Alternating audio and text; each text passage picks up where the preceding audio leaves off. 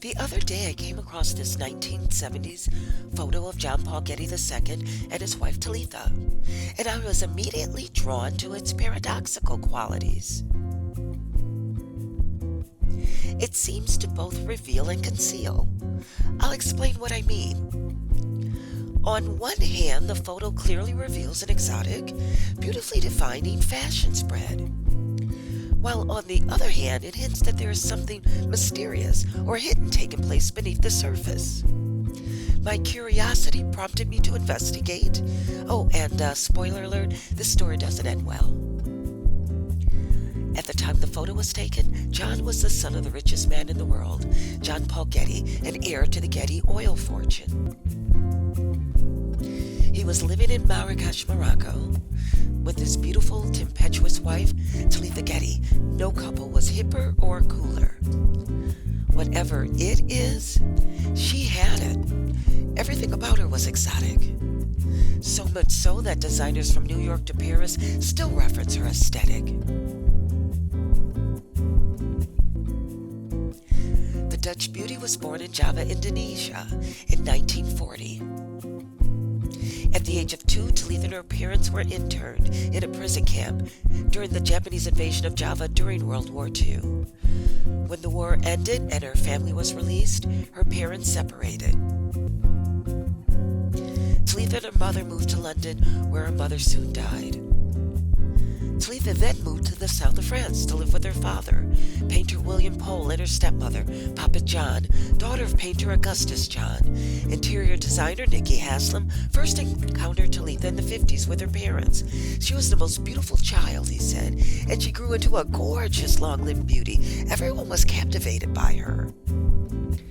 After a period of jet-setting with a who's who of boyfriends on the French Riviera, Talitha moved to London and enrolled in RADA, the Royal Academy of Dramatic Art, to try her hand at acting, landing most notably a small role in the cult classic Barbarella, starring Jane Fonda. Talitha's arrival in London was like a whirlwind.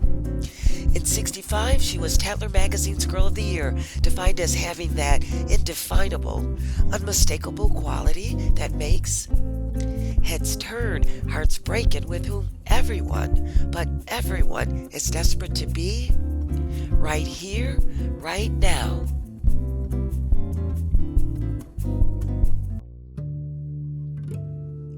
Judge Bill Newsom, the Getty's consigliere, and father to California Governor Gavin Newsom, emphatically stated Talitha was the most beautiful woman he had ever seen. Former conservative minister Lord Lambton sent her huge bouquets of flowers every 2 hours and showered her with gifts. Nureyev, considered one of the greatest ballet dancers in the world, said he never felt so erotically stirred by a woman in his life and wanted to marry her. She was the greatest femme fatale I ever met. Ever. I can assure you. I can understand how a man could get mad for her and destroy his life. It was during one of Claude von Müller's legendary dinner parties in his Chelsea flat where she met John Paul Getty Jr., son of the richest man in the world, heir to the Getty oil fortune. Getty's billions and Talitha's allure made them the sexiest couple alive. She added something indescribable to his family and the world. The following year they married, Talitha in a white miniskirt trimmed with mink and robe. On their honeymoon in Marrakesh, Morocco, Getty purchased the beautiful 19th century riad, Le Palais du Zaire, built by ruling pashas.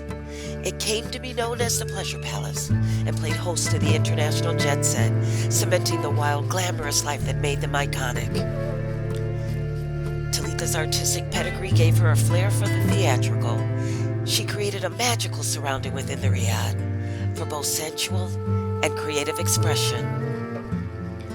Their sumptuous dwelling was the epitome of boho luxury, with its labyrinth of rooms, secret passageways, and tinkling fountains. Getty could close himself off from the pressures of wealth through incense and hashish.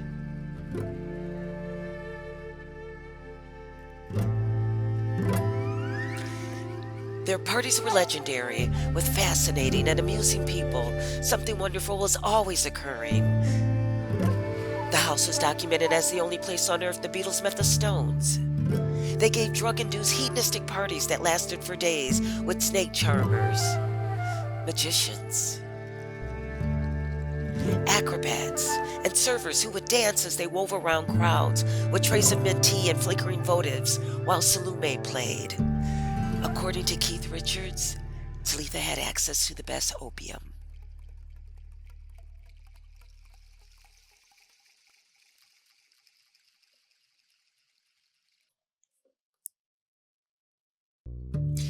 Even greater than her interior design and hosting skills was Talitha's fashion sense. Printed silk caftans, embroidery, tassels, fringe, Talitha was not afraid to make a statement with her exotic style. With her long russet hair and dark eyes, she was a 60s boho fashion icon who lived an enviable life. Talitha's the stuff fashion's made for, wrote the LA Times. She doesn't look like or dress like anyone else. Her influences are global. She combines dresses from Ozzie Clark in London, a silver cuff bracelet from Persia, good luck charms given by Napoli's children, a leather bracelet from a Syrian water carrier, and luxury robes. Of course, her personal friend is jewelry designer Vendora, with whom she can borrow whatever she pleases. Fashion designer Yves Saint Laurent confessed that Talitha was his greatest muse, and it was here too that Yves was swept into their orbit. He had never seen anyone like Talitha, and he took in every visual detail. He was struck by the wildness and high sensuality of it all. At the time so foreign to Paris couture, it wasn't just the clothes that affected Yves. The Gettys lived with a degree of indulgence and hedonism that he had never witnessed. When I knew Talitha Getty, he later recalled, my vision completely changed.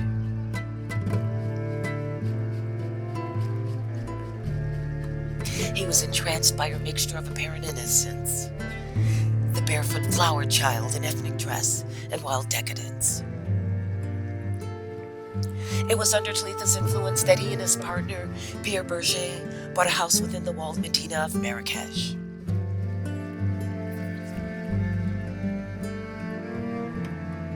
It wasn't long before Talitha caught the attention of French Vogue. In 1970, the magazine sent famed photographer Patrick Litchfield, second cousin to the Queen of England, to capture the Gettys in their Moroccan home. It was here the famous photograph was taken. John Paul hooded and brooding in a jalaba, Talitha, the epitome of rich bohemianism. It's the picture that has inspired 1,000 fashion collections.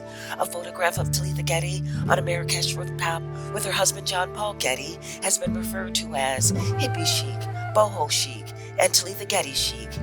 They were the embodiment of a certain kind of 60s glamour, a hippie deluxe look that has flourished ever since.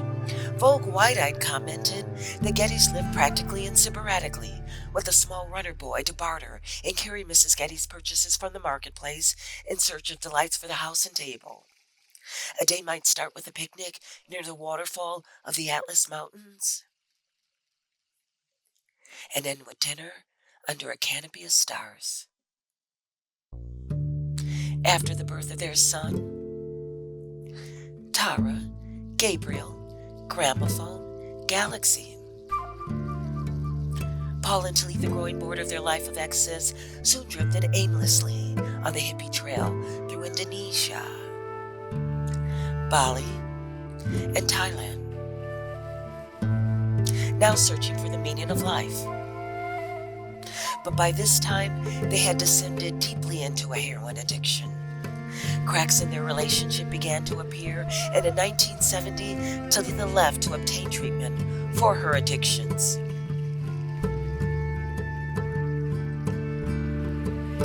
The Gettys separated.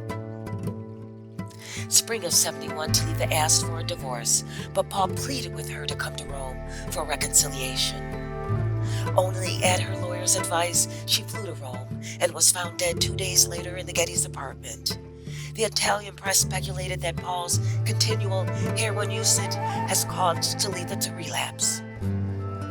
She died at the age of 30 within the same 12-month period. as Edie Sedgwick, Jim Morrison, Janis Joplin, and Jimi Hendrix. Oh, and John, he fled to London fearful of being charged with manslaughter and spent the next 20 years in virtual seclusion, tormented by guilt and remorse. He finally checked himself into the London Clinic for Addiction and Depression, where he was visited by Margaret Thatcher, former Prime Minister of Great Britain, after he had given away $90 million to British causes. She said to him, "My dear Mr. Getty, we mustn't let things get us down, must we? We'll have you out of here as soon as possible."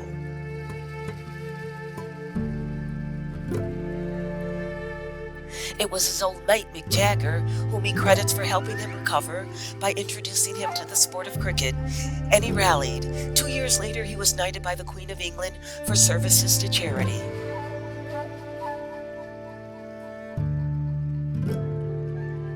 And in loving memory of his departed wife, he recommissioned a yacht that he named the Talitha Getty. And as it sails across the world's oceans, it serves as a living tribute to her adventurous spirit.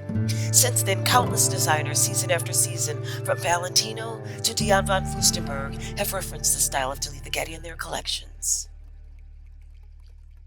So her legacy continues.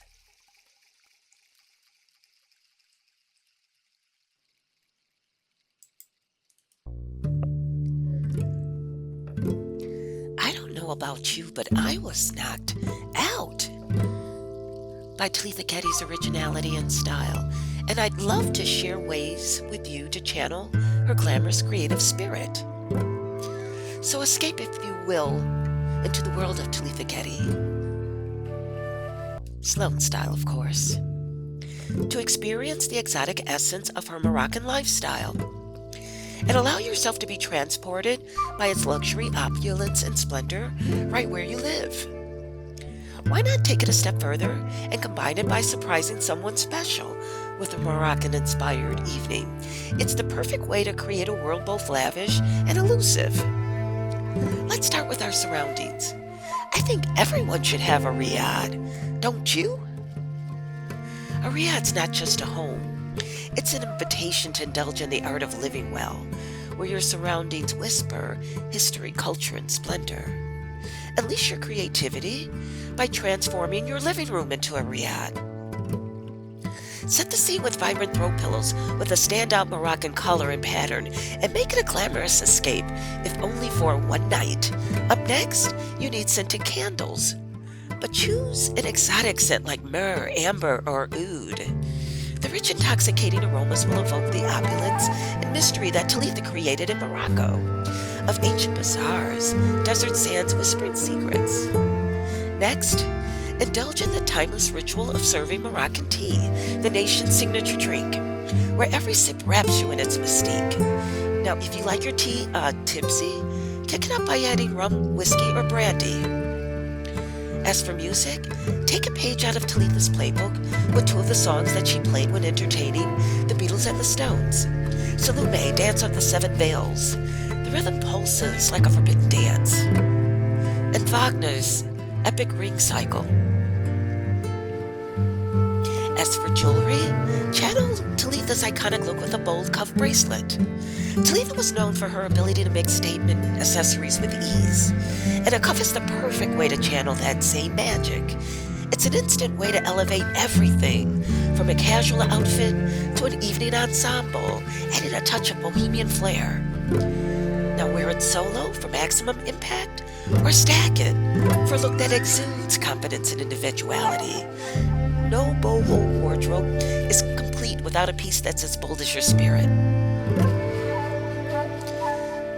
Next up, purses. Now, if you're aiming to capture the effortless elegance and bohemian spirit of Talitha, look no further than the perfect accessory, a vibrant, boho-inspired purse. It's a piece that blends color, texture, and personality into one striking statement. Opt for something that feels artisanal, with intricate patterns, tassels, or pop of unexpected hues. It's a nod to the carefree jet-set lifestyle Talitha embodied, a seamless fusion of sophistication and soul, paired with everything from flowing maxi dresses to tailored denim, and let the purse do the talking, bold, yet effortlessly chic. It's the ultimate way to channel a little bit of that jet-set magic wherever you go. Channel Talitha Getty's effortless glamour with an exotic updo that oozes boho elegance. Think of it as the finishing touch that elevates your look. It's a style that feels both luxurious and laid back, with just the right touch of mystique. Whether it's for an evening out or a casual day, an updo adds a touch of exotic allure wherever you go. Well, that's it for right now. As always, I had a blast putting this together. I'm Dawn Edwards. This is Hello Sloan. Please like and subscribe. And until next time.